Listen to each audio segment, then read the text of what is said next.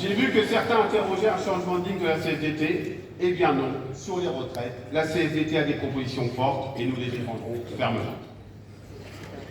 Le dialogue social a également pris une large place dans nos débats. Là aussi, nous sortons de notre congrès avec une détermination sans faille, celle de faire évoluer les ordonnances et les règles du dialogue social pour plus de proximité avec les travailleurs, pour plus de moyens pour les élus et pour finalement un dialogue social équilibré et efficace.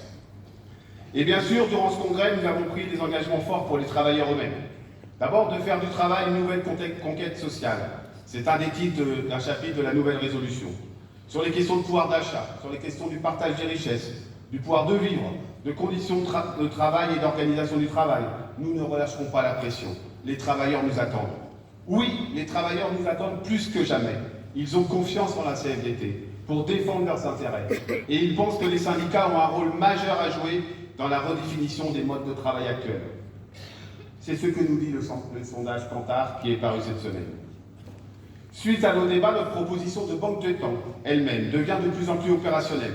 À nous maintenant de la concrétiser. Et à nous d'investir tous les espaces de discussion pour créer de nouveaux droits. Le droit souple dont nous avons débattu ouvre des opportunités pour créer de nouveaux droits pour les travailleurs. Nous l'avons montré par exemple sur le télétravail.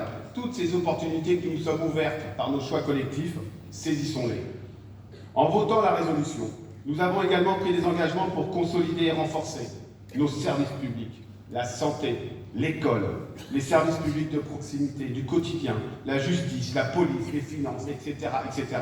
Ce sont les véritables richesses de notre modèle social. Nous nous battrons pour les défendre.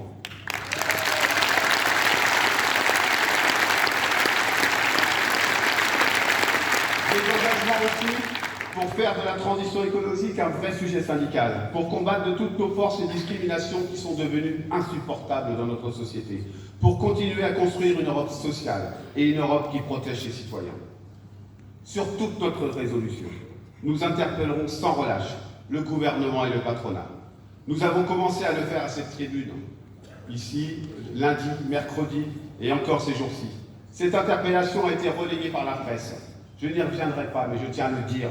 Nous serons là et bien là pour que les travailleurs soient au cœur des politiques publiques et au cœur des choix économiques. Nous serons là pour changer leur vie.